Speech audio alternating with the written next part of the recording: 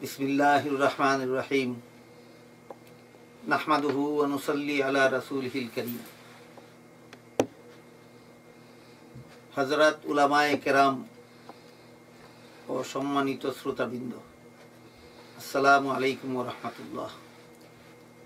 আপনারা new York Madani একাডেমির কর্মীগণ সহ অনেকেই জানেন যে আমি সারা বছর বিশ্বের বিভিন্ন দেশে ইসলামী দাওয়াতের কাজ নিয়ে ব্যস্ত থাকি, যে কারণে এই লামাযহাবী ফিতনাবাজরা কখন কোন অপপ্রচারে লিপ্ত হয় তার খোঁজ নেওয়ার সময় পাই না।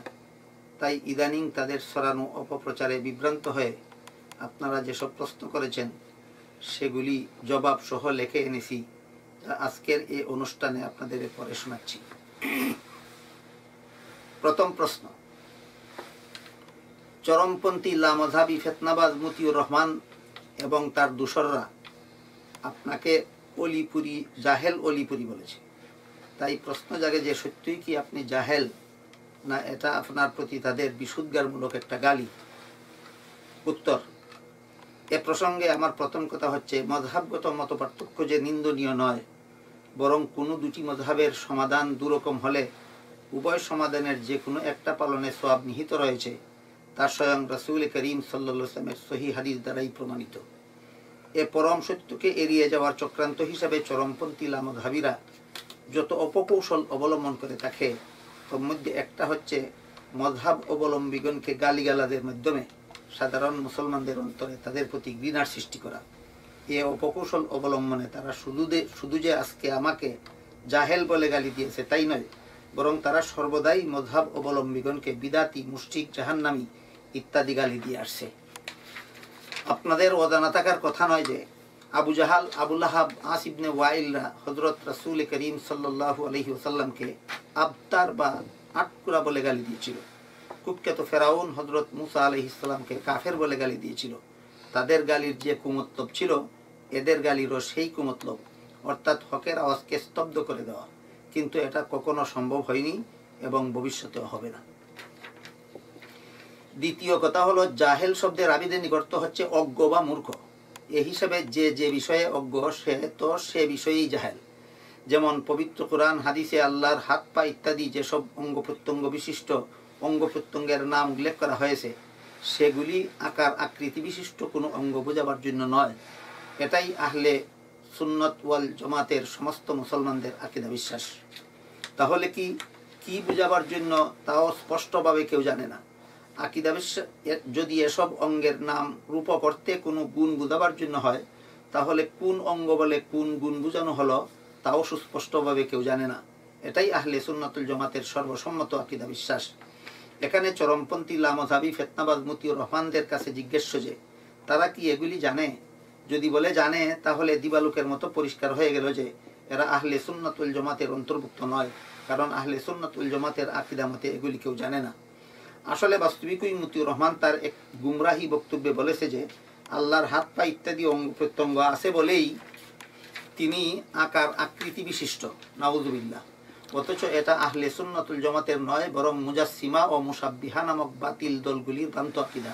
সুতরাং এরা যে বাতিলপন্থী তা পরিষ্কার হয়ে গেল।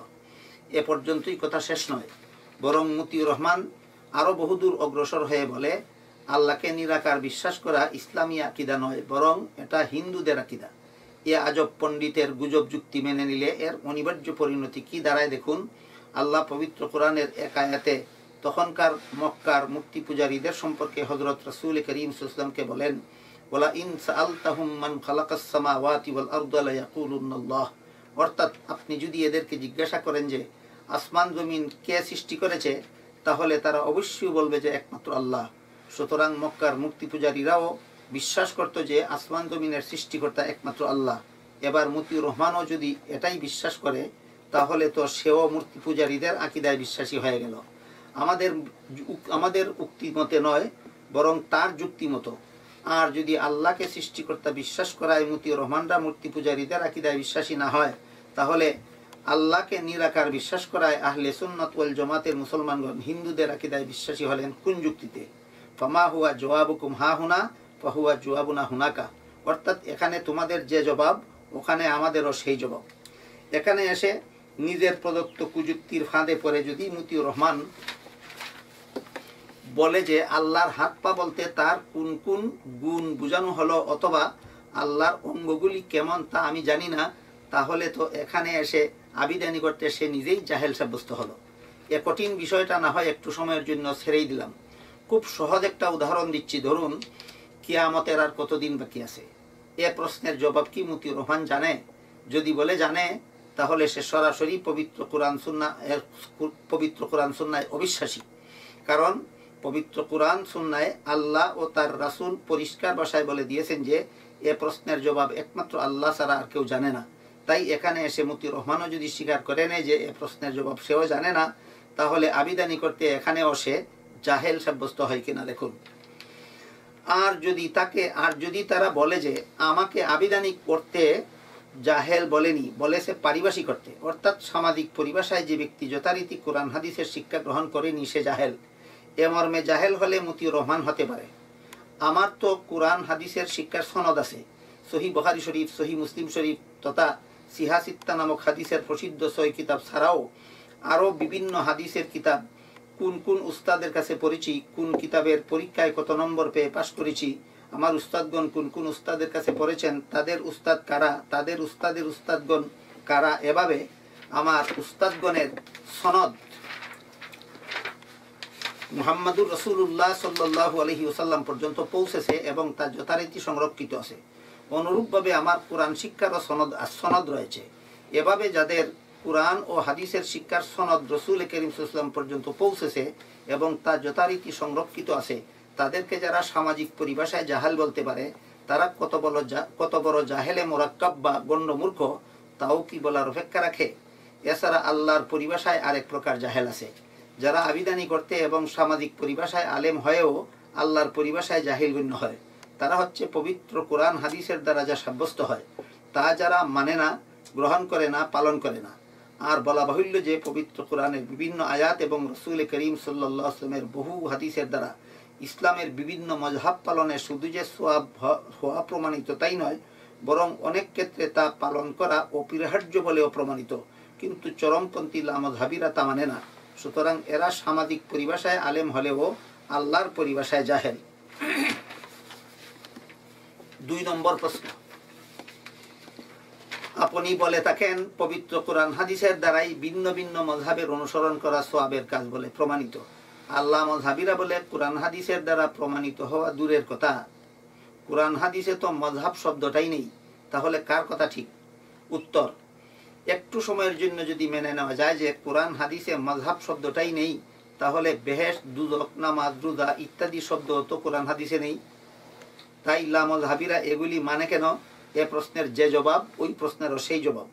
আসল কথা হচ্ছে কোরআন হাদিসের দ্বারা সুপ্রমাণিত বিভিন্ন বিষয়কে বিভিন্ন মুসলমানের পরিভাষায় বিভিন্ন শব্দে ব্যক্ত করা হয়। বিভিন্ন মযহাবের অনুসরণ শুধু যে সওয়াবের কাজ তাই নয়, বরং অপরিহার্য বলে কোরআন হাদিস দ্বারা সুপ্রমাণিত। তা সবিস্তারে জানতে হলে নিম্নোক্ত কিতাবগুলি দেখতে পারেন, যথা 1 নম্বর আল বাদাই ওয়াস সানায়ে কৃত ইমাম আলাউদ্দিন কাসানি রহমতুল্লাহি আলাইহি, 2 নম্বর এলাউস সুনান কৃত আল্লামা জাফর বিন উসমানী রহমতুল্লাহি আলাইহি, 3 নম্বর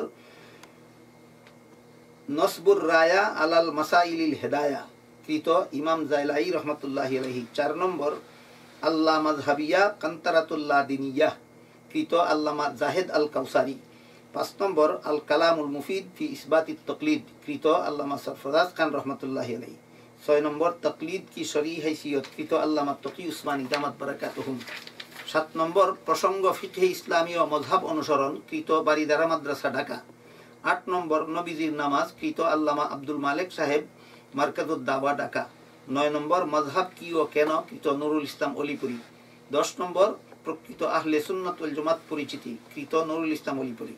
এছাড়াও এ বিষয়ের উপর আরবি, ফার্সি, উর্দু, বাংলা ও ইংরেজিতে বহু কিতাবাদি রয়েছে। প্রত্যেকে যার যার ভাষার কিতাবাদি দেখে নিতে পারেন। 3 নম্বর প্রশ্ন, লামযহাবীরা বলে ইসলাম এক, সমস্ত মুসলমান এক। এখানে বিভিন্ন মযহাবের সূত্রপাত করে ইসলাম ও মুসলমানদের মধ্যে ফেরকাবাদী ও বা কুন্দলের সৃষ্টি করা হয়েছে। এর বাস্তবতা কতটুকু? উত্তর, চরমপন্থী লামযহাবীরা হয়তো জানে না যে মযহাব এবং ফেরকা এক কথা নয়। অথবা জেনে শুনেই দুটিকে একাকার করে দিয়ে প্রশ্নের ধূম্রজাল সৃষ্টি করেছে জনমনে বিভ্রান্তি ছড়াবার কুচক্রান্তে। এ প্রসঙ্গটা আজকের মতো শুধু ছোট্ট একটা উদাহরণের মাধ্যমে সমাপ্ত করে দিতে চাই। উদাহরণটা হলো, মেরাজের রাত্রে হযরত রাসূল করিম সাল্লাল্লাহু আলাইহি ওয়াসাল্লাম আল্লাহকে চাক্ষুষভাবে দেখেছিলেন কিনা। এ প্রশ্নের জবাবে উম্মুল মুমিনিন হযরত আয়েশা রাদিয়াল্লাহু তাআলা আনহার মাযহাব হলো দেখেননি, আর রইসুল মুফাসসিরিন হযরত আব্দুল্লাহ ইবনে আব্বাস রাদিয়াল্লাহু তাআলা আনহুর মাযহাব হলো দেখেছেন। এবার কোথায় গেল এসব লামযহাবীদের এক ইসলাম আর এক মুসলমান? এরা কি তাদের দুজনকেও ইসলাম ও মুসলমানদের মধ্যে ফেরকাবাজি করে গেছেন বলবে? বেয়াদবিয়ার দৃষ্টতার শেষ কোথায়?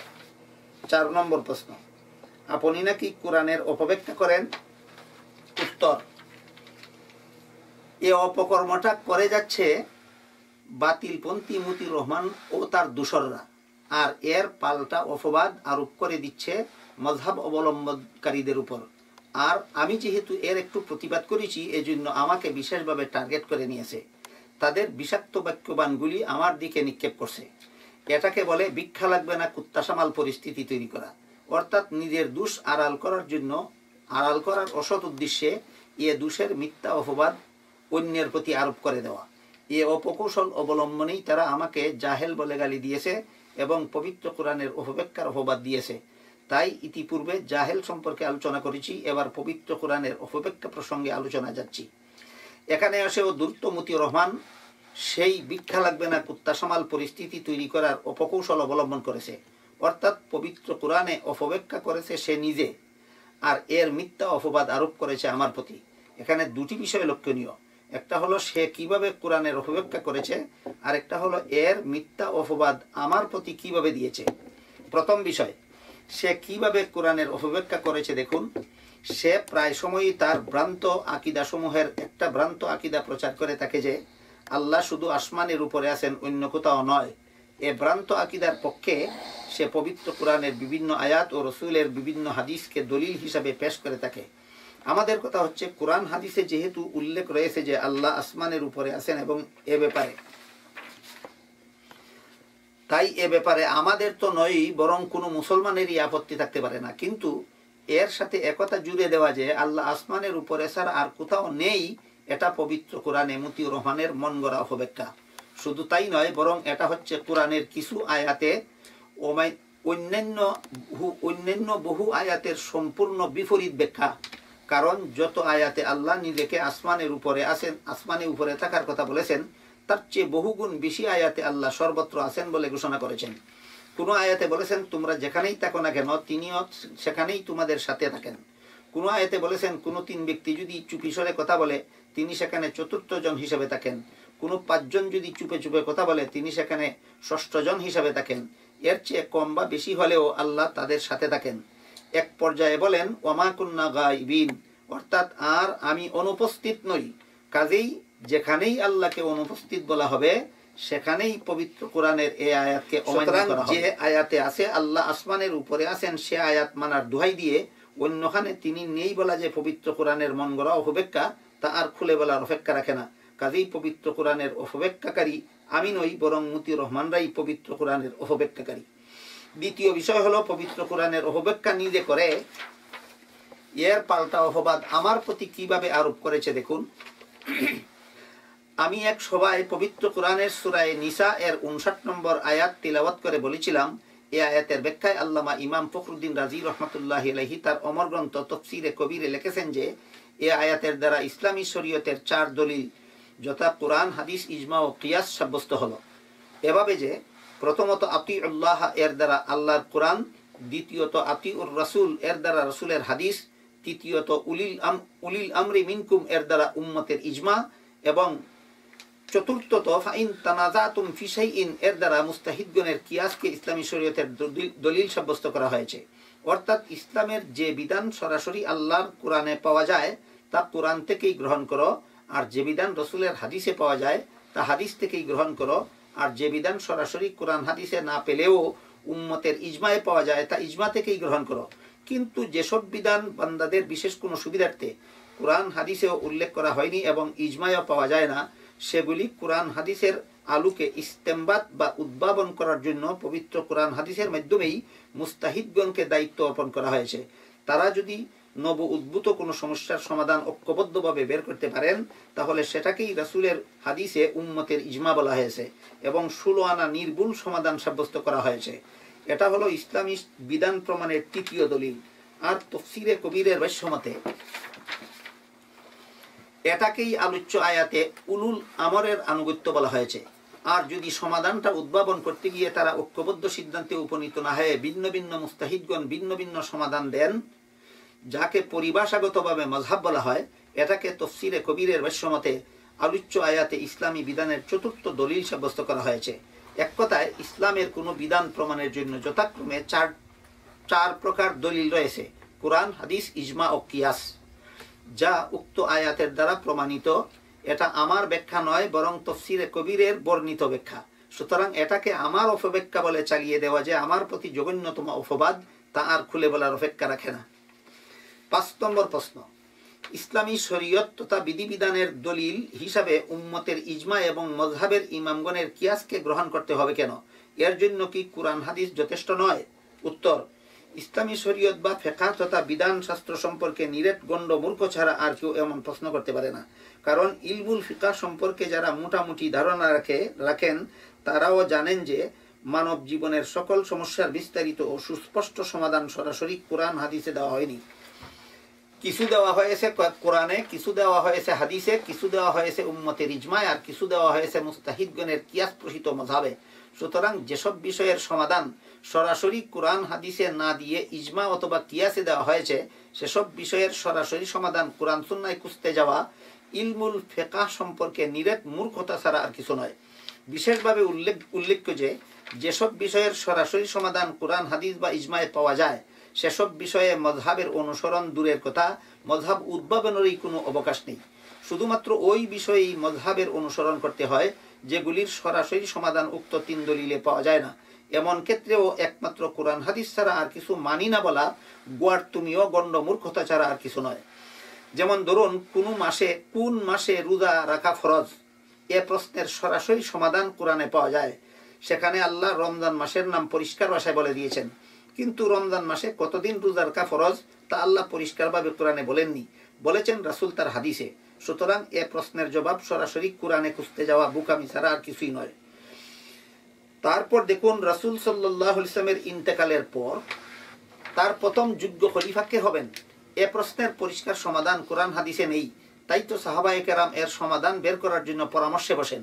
শেষ পর্যন্ত তারা ঐক্যবদ্ধভাবে সমাধান বের করেন যে আবু বকর সিদ্দিক রাদিয়াল্লাহু তাআলা আনহুকে রাসূল তার অন্তিম শয্যায় শায়িত অবস্থায় নামাজের জামাতের ইমামতির জন্য তার খলিফা মনোনীত করেছিলেন, সেই আবু বকরই রাসূলের ইন্তেকালের পরেও তার প্রথম খলিফা হওয়ার যোগ্য। এভাবে সাহাবায়ে কেরামের ইজমার দ্বারা হযরত আবু বকর সিদ্দিক রাদিয়াল্লাহু আনহু রাসূল করিম সাল্লাল্লাহু আলাইহি ওয়াসাল্লামের প্রথম যোগ্য খলিফা সাব্যস্ত হলেন। তাই এটা নিয়ে মুসলমানদের মধ্যে ভিন্ন ভিন্ন মযহাব সৃষ্টি হওয়ার নীতিগত কোনো অবকাশ নেই। তারপরে যদি কেউ করে, তাহলে সেটা মযহাব না হয়ে ফেরকা হবে। কিন্তু যেসব সমস্যার সমাধান হয়তো কোরআন হাদিসে পাওয়া যায় না, অথবা পাওয়া যায় কিন্তু সুস্পষ্ট নয়, অস্পষ্ট কিংবা সুস্পষ্টই, তবে স্থূল দৃষ্টিতে সমাধানগুলি পরস্পর সাংঘর্ষিক বলে মনে হয়, এ 3 ক্ষেত্রে ইজতিহাদ করে সমাধান বের করার দায়িত্ব আল্লাহ পবিত্র কোরআনে এবং রাসূল তার হাদিসে মুস্তাহিদগণকে দিয়েছেন। মুস্তাহিদগণ ঐক্যবদ্ধভাবে সমাধান বের করতে পারলে এক্ষেত্রেও মযহাব সৃষ্টি হয় না। ভিন্ন ভিন্ন সমাধান বের করলে এক একটা সমাধানকে এক একটা মযহাব বলা হয়। এসব বিষয়ের সমাধান মযহাব থেকে না নিয়ে সরাসরি কোরআন হাদিস থেকে নেওয়ার দাবি কত বড় অবান্তর, তা আর খুলে বলার অপেক্ষা রাখে না। যেমন পূর্বেই উল্লেখ করা হয়েছে যে মেরাজের রাত্রে রাসূল সাল্লাল্লাহু আলাইহি ওয়াসাল্লাম আল্লাহকে চাক্ষুষভাবে দেখেছিলেন কিনা, এ প্রশ্নের পরিষ্কার জবাব যদি কোরআন অথবা হাদিসে থাকতো, তাহলে এ ব্যাপারে হযরত আয়েশা রাদিয়াল্লাহু আনহার একটা মযহাব এবং হযরত ইবনে আব্বাস রাদিয়াল্লাহু আনহার ভিন্ন আরেকটা মযহাব সৃষ্টি হওয়ার অবকাশ থাকতো না। এখানে আপনারা আল্লাহ মযহাবীদের জিজ্ঞাসা করুন যে তোমরা কি বিশ্বাস করো, রাসূল আল্লাহকে দেখেছিলেন না দেখেননি? যদি বলে দেখেছিলেন, তাহলে তো হযরত ইবনে আব্বাসের মযহাব মানলো, আর যদি বলে দেখেননি, তাহলে তো হযরত আয়েশার মযহাব মানলো। মযহাব মানলো না কোথায়? সুতরাং এখানে উক্ত দুটি মযহাবের কোনো একটাও মানি না বলার কোনো উপায় নেই, আর এ ব্যাপারে সরাসরি কোরআন হাদিস মানারও কোনো উপায় নেই। বললা মযহাবীরা, তোমাদের মযহাব না মানার ইসলাম কোনটা? তোমাদের আকিদা মতে তো কোরআন হাদিস ছাড়া কারো মজহাব মানলে মুশরিক হয়ে যায়, তাহলে এখানে তোমরা আয়েশার মজহাব মানলেও তো মুশরিক হবে, ইবনে আব্বাসের মজহাব মানলেও তো মুশরিক হবে, তাই তোমাদের মুমিন থাকার উপায় কি? 6 নম্বর প্রশ্ন, আপনি বলেছেন যে ইসলামের কিছু বিধিবিধান আল্লাহ সরাসরি কোরআনে বর্ণনা করেছেন, আর কিছু বিধান তিনি ইচ্ছাকৃতভাবেই কোরআনে বর্ণনা করেননি, যেগুলি যথাক্রমে হাদিস, ইজমা এবং কিয়াস প্রসূত মজহাব থেকে নিতে হবে। এ প্রসঙ্গে আপনি যে বলেছেন আল্লাহ ইচ্ছাকৃতভাবেই কোরআনে অনেক বিষয়ের সমাধান উল্লেখ করেননি, এটাকে মতিউর রহমানরা বিভিন্নভাবে তিরস্কার করেছে, তাই এ ব্যাপারে আপনি কিছু বলবেন কি? উত্তর, যারা জেনে শুনেই শয়তানিতে লিপ্ত হয় এদেরকে হাজার কথা বললেও কোনো ফল হয় না। যেভাবে জাগ্রত অবস্থায় যারা ঘুমের বান করে তাদেরকে বারবার ডাকলেও এরা ঘুমের মিথ্যা ভঙ্গি ছাড়ে না, তবে এদের শয়তানি চক্রান্তে যেসব সরল মুসলমান বিভ্রান্তিতে পড়েন তাদের ঘুম ভাঙ্গার জন্য অবশ্যই কিছু বলা দরকার। এ প্রসঙ্গে ফেতনাবাজ মতিউর রহমানরা কি বলতে চায়? আল্লাহ কি সব বিষয়ের সুস্পষ্ট সমাধান কোরআনেই বলে দিয়েছেন? তাহলে আর হাদিসের কি দরকার ছিল? সুতরাং এসব লামযহাবীরা নিজেদের আহলে হাদিস বলে দাবি করে কেন? হায়া লজ্জা গেল কোথায়? রমজান মাসে কতদিন রোজা রাখা ফরজ, এর সুনির্দিষ্ট কোনো সংখ্যা কি আল্লাহ কোরআনে বলেছেন? দৈনিক কোন বেলার কত রাকাত নামাজ ফরজ তা কি আল্লাহ কোরআনে বলেছেন? রাসূলের প্রথম খলিফা কে মনোনীত হবেন, কাকে মনোনীত করতে হবে তা কি আল্লাহ কোরআনে বলেছেন? না বলে থাকলে ইচ্ছাকৃতভাবেই বলেননি নাকি ভুলবশত? আমি বলেছিলাম আল্লাহ ইচ্ছাকৃতভাবেই বলেননি। মতিউর রহমানরা কি বলতে চায় যে আল্লাহ ভুলবশত এগুলি কোরআনে বলেননি? ইতরামি আর কতভাবে করবে? গণ্য মূর্খতার পরিচয় আর কতভাবে দিবে? 7 নম্বর প্রশ্ন,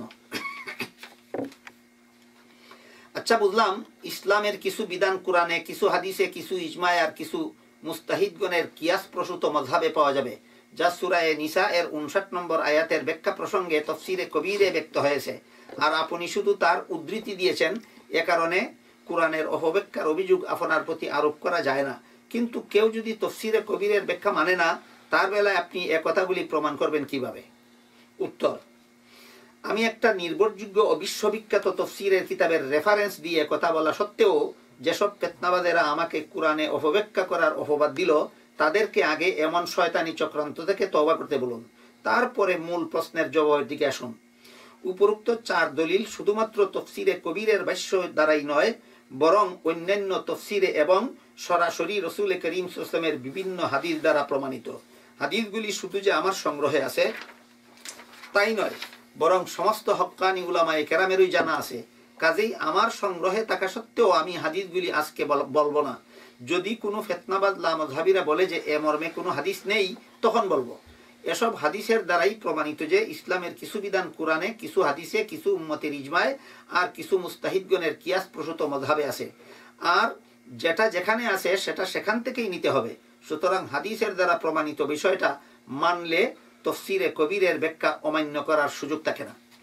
8 নম্বর প্রশ্ন, আপনি নাকি অনেক কথা হাদিস শরীফে আছে বলেন, অথচ হাদিসটা কি তা পড়েন না, এর কারণ কি? উত্তর, হ্যাঁ, এই যে একটু আগে 7 নম্বর প্রশ্নের জবাবেও তো আমি তাই করেছি। যারা কোরআন হাদিস যথারীতি শিখেননি তাদের সামনে হাদিস পড়লেও তো বুঝতে পারবেন না যে হাদিসটা ঠিক আছে কিনা, আর যে কথার দলিল হিসাবে হাদিসটা পড়া হচ্ছে এর দ্বারা সে কথার দলিল হচ্ছে কিনা। কাজী এদের সামনে হাদিসটা পড়ার তো উল্লেখযোগ্য কোনো সার্থকতা নাই। আর যারা সত্যিকারের আলেম তাদের তো হাদিস জানা থাকারই কথা। অবশ্য সব আলেমের সব সময় সব হাদিস জানা থাকা সম্ভব নয়। এমত অবস্থায় একজন আলেম আর একজন আলেমকে বলতে পারেন যে হাদিসটা কোথায় আছে। তাই বলছি, উপর উল্লিখিত 4টি বিষয়ে যে ইসলামী শরীয়তের দলিল তা হাদিসের দ্বারাই প্রমাণিত, এবং এসব হাদিস কোনো হক্কানি আলেমের অজানা থাকার কথা নয়। তারপর যদি কোনো আলেম জিজ্ঞাসা করেন যে হাদিসগুলি কোথায় আছে, তাহলে আমি তখন বলবো হাদিসগুলি কোথায় আছে। তা না হলে এত সব হাদিসের উদ্ধৃতি ও বিবরণ দিয়ে দীর্ঘ সময় কাটাতে যাব না। 9 নম্বর প্রশ্ন, আপনি বলেছেন মনসুর হাল্লাজ আনাল হক বা আমি খুদা বলা সত্ত্বেও সে কাফের হয়নি, বরং তার একতার উপর আল্লাহর রহমত বর্ষিত হোক, এটা কিভাবে হতে পারে? উত্তর, এ ব্যাপারে ফিতনাবাজ মতিউর রহমানরা কয়েকটা কুচক্রান্তের আশ্রয় নিয়ে আমার বিরুদ্ধে অপপ্রচার চালাচ্ছে। প্রথমত, পৃথিবীর বিখ্যাত দার্শনিক ওলি আল্লামা জালালউদ্দিন রুমি রহমতুল্লাহি আলাইহির জগৎ বিখ্যাত কিতাব মসনবী শরীফের বরাত দিয়ে কথাটা আমি বলেছি। আমার নিজের পক্ষ থেকে নয়। এখানে আসল ব্যাপারটা হচ্ছে পূর্বোল্লিখিত তফসিরে কবিরের লেখক আল্লামা ইমাম ফখরুদ্দিন রাজি রহমতুল্লাহ আলী যেভাবে পৃথিবীর বিখ্যাত তাসাউফপন্থী ছিলেন, তেমনিভাবে মসনবী শরীফের লেখক আল্লামা জালালউদ্দিন রুমিও পৃথিবীর বিখ্যাত তাসাউফপন্থী ছিলেন। আর চরমপন্থী লামযহাবিদের ভ্রান্ত মতবাদে তাসাউফ বিদাত। তাই এরা এত দুবয় বুজুর্গের লিখিত কিতাবদ্বয়ের রেফারেন্সে কোনো কথা বললে সরাসরি রেফারেন্স দাতার বিরুদ্ধেই কুৎসা রটনায় লেগে যায়। এজন্য আমি তফসিরে কবিরের বরাত দিয়ে কথা বলায় সরাসরি আমাকে কোরআনে অপব্যাখ্যা করার মিথ্যা অপবাদ দিয়ে দিল। আর মসনবী শরীফের রেফারেন্স দিয়ে কথা বলায় মনসুর হাল্লাস সম্পর্কীয় বিতর্কে সরাসরি আমাকে তাদের বাক্যবানের টার্গেট করে নিল। তাই মনসুর হাল্লাস সংক্রান্ত প্রশ্নের জবাবের আগে তাসাউফের বিষয়টা পরিষ্কার করে নেওয়া দরকার। ভ্রান্ত মতবাদী লামযহাবিরা বলে কুরআন হাদিসে তাসাউফ নেই, তাই এটা বেদাত এবং এর চর্চাকারীরা বেদাতি। এ গুমরাহি মন্তব্যের জবাব দেওয়ার আগে বলতে চাই, নামাজ, রোজা, বেহেশত, দুজক ইত্যাদি শব্দগুলিও তো কোরআন হাদিসে নাই। তাই এগুলির চর্চা ও আলোচনায় যারা লিপ্ত তাদেরকেও কি এসব ফিতনাবাজেরা বেদাতি বলবে? না বললে এখানে তাদের যে জবাব, তাসাউফের বেলায় আমাদেরও সেই জবাব। অর্থাৎ কোরআনের ভাষায় যাকে সালাত বলে সেটাকেই আমরা নামাজ বলি, কোরআন যাকে জান্নাত বলে আমরা তাকেই বেহেশত বলি। ঠিক তেমনিভাবে কোরআন যাকে তাজকিয়া বলে আমরা তাকেই তাসাউফ বলি। সুতরাং নামাজ, রোজা কোরআন হাদিসে নেই বললে যে রকমের কুচক্রান্ত হবে, তাসাউফ কোরআন হাদিসে নেই বলাও সেই রকমের কুচক্রান্ত। তাসাউফ মানুষকে আল্লাহর গোলাম বানায়, আর তাসাউফ বিবর্জিত মানুষ হয় নফস এবং শয়তানের গোলাম। সুতরাং তাসাউফ বিবর্জিত শয়তানের গোলামদের গায়ে ইমাম রাজি আর আল্লামা রুমির কিতাবের কথা সইবে কিভাবে? এটা হলো আসল রহস্য। দ্বিতীয়ত, আমি আমার বক্তব্যে মনসুর হাল্লাদের প্রসঙ্গ টেনেছিলাম আল্লামা রুমির মসনবী শরীফের রেফারেন্সে। সেখানে তিনি ফেরাউন যদি আমি খুদা বলে কাফের হলো, তাহলে মনসুর এমন কথা বলে মুমিন রইলেন কিভাবে, তার বিশদ বিবরণ দিয়েছেন। কুচক্রীরা আমার বক্তব্য থেকে সেই বিবরণ বাদ দিয়ে শুধু অপবাদ সাজাবার মতো অংশটুকু কেটে নিয়েছে। সুতরাং এরা হলো আমার বক্তব্য চোর। তাদের অন্তর অসৎ না হলে বক্তব্যের যে অংশ আলাদা করে নিলে অভিযোগ সাজানো যায়, সে অংশ নিয়ে যে অংশে অভিযোগের জবাব রয়েছে সে অংশ কেটে ফেলবে কেন? বর্ণচোর আর কাকে বলে? তৃতীয়ত, সমস্ত কুচক্রীরা আমার বক্তব্য থেকে কেটে নেওয়া অংশ বিশেষের সমালোচনা করতে গিয়ে বারবার বলেছে যে তুমি কি তার অন্তর কেটে দেখেছ? অর্থাৎ মনসুরের অন্তরে ঈমান ছিল না কুফর ছিল তা তুমি কি করে জানলে? প্রশ্নটা যে আমাকে করেছে তা আপনারা বুঝতেই পারছেন, কিন্তু তার প্রশ্নের দ্বারা যে সে নিজেই ফেঁসে যাচ্ছে। অর্থাৎ তাহলে ফেরাউনের অন্তরে কি ছিল সে কিভাবে জানলো? এটা টের পেয়ে এর জবাব দিয়ে বলে যে সেটা আল্লাহ জানিয়েছেন, কিন্তু মনসুরের অন্তরে কি ছিল তা তো আল্লাহ জানাননি। তাই তার ব্যাপারে সিদ্ধান্ত নিতে হবে তার বাচনিকের দ্বারা। এটা হচ্ছে ফিতনাবাজদের বক্তব্যের মর্ম। এবার আপনারা লক্ষ্য করে দেখুন তাদের বক্তব্যটা তাদের পক্ষে গেল না বিপক্ষে গেল। আল্লামা রুমির কথাও তো এটাই ছিল যে মনসুর যেহেতু তার বক্তব্যের এমন ব্যাখ্যা দিয়েছে যা ফেরাউনের আমি খুদা বলার সম্পূর্ণ বিপরীত, তাই ফেরাউনের উক্তি আর মনসুরের উক্তিতে রয়েছে আকাশ পাতাল ব্যবধান। বিষয়টা চমৎকারভাবে ফুটিয়ে তুলেছেন আল্লামা রুমি তার মসনবী শরীফে। অর্থাৎ ফেরাউন আমি খুদা বলেছিল তার সামনে খুদা বলতে আর কারো অস্তিত্ব নেই বুঝাবার জন্য, আর মনসুর তার কথার ব্যাখ্যা দিয়েছিল খুদার মোকাবেলায় আমি বলার মতো কোনো অস্তিত্ব নেই বুঝাবার জন্য। মনসুরের ব্যাখ্যাকে তার অন্তরের কথা হিসাবে মেনে নিলে তাকে কাফের বলা তো দূরের কথা, উচ্চাঙ্গের একত্ববাদী মানা ছাড়া উপায় থাকে না। আর তার ব্যাখ্যাকে যদি কেউ তার মনের কথা হিসাবে মেনে নিতে না পারেন তাহলে তিনি তাকে কাফের বলতেই পারেন, কিন্তু তাকে যদি আল্লাহ কিয়ামতের দিন জিজ্ঞাসা করেন হাল শাখাত্তা কালবাহু, অর্থাৎ তুমি কি তার অন্তর ফেরে দেখেছিলে, তখন আল্লাহর প্রশ্নের জবাব আল্লামা রুমিকেও দিতে হবে না, অলিপুরীকেও দিতে হবে না। তাই তো ইমামে আজম হজরত আবু হানিফা রহমতুল্লাহ আলী বলেন, কেউ যদি এমন একটা কথা বলে যে কথার 100টা ব্যাখ্যা হতে পারে, তোর মধ্যে 99টা ব্যাখ্যা মতেই সে কাফের হয়ে যায়, কিন্তু একটা ব্যাখ্যা মতে কাফের হয় না, তাহলে তাকে কাফের বলা যাবে না। কারণ সে নিজে যদি বলে যে ব্যাখ্যা মতে কাফের হয় না আমি সে ব্যাখ্যা মতে বলেছি, তাহলে তার কথায় অন্যের ব্যাখ্যা গ্রহণযোগ্য না হয়ে নিজের ব্যাখ্যাই গ্রহণযোগ্য হবে। 10 নম্বর প্রশ্ন, হেফাজতে ইসলাম বাংলাদেশের আমির আল্লামা আহমদ শফি সাহেব নাকি কোন বইয়ে কুফুরি কথা লিখেছেন, যে কারণে উক্ত লামযহাবীরা বলে যে আহমদ শফি সাহেবের নিজের ইসলামেরই হেফাজত নেই, তিনি আবার অপরের ইসলাম হেফাজত করবেন কিভাবে? এ ব্যাপারে আপনার মন্তব্য কি? উত্তর: আমি শুনেছি তাদের এখনো জঘন্যতম অপবাদের জবাব দেওয়া হয়ে গেছে, তাই এ ব্যাপারে আমি আর তেমন কিছু বলতে চাই না। শুধু এতটুকু বলতে চাই যে যার কাছে প্রতি বৎসর সহস্রাধিক ছাত্র সহিহ বুখারী শরীফের হাদিস শিক্ষা করছে, যিনি অসংখ্য মুহাদ্দিসিন ও মুফাসসিরিনের উস্তাদ, যার অগণিত ছাত্ররা সারা বিশ্বের কোটি কোটি মানুষকে কুফরি আকীদা থেকে ঈমানের হেফাজত শিক্ষা দিচ্ছেন, তাকে যারা কুফরি আকীদার অনুসারী অথবা ভ্রান্ত আকীদার অনুসারী বলতে পারে, তারা কত বড় জঘন্যতম বেয়াদ্দব হতে পারে, আর তা খুলে বলার অপেক্ষা রাখে না। এ প্রসঙ্গে আমি শুধু সেই আল্লামা রুমি রহমতুল্লাহি আলাইহির মসনবী শরীফের একটা পংক্তির উদ্ধৃতি দিয়ে আজকের প্রশ্নোত্তরের অনুষ্ঠান সমাপ্ত করতে চাই। পংক্তিটা হচ্ছে: চু খুদা খা হাতকে পর্দা কাসদারাদ মাইলা সান্দর তো আনায়ে পা কাবুরাদ। অর্থাৎ স্বয়ং আল্লাহ যাকে লাঞ্ছিত করতে চান তাকেই পবিত্র আত্মার অধিকারীগণের সমালোচনা করার দুঃসাহস প্রদান করেন। আল্লাহ আমাদের সকলকে এহন বেয়াদ্দবি থেকে এবং এমন বেয়াদ্দবদের ছড়ানো বিভ্রান্তি থেকে হেফাজত করুন।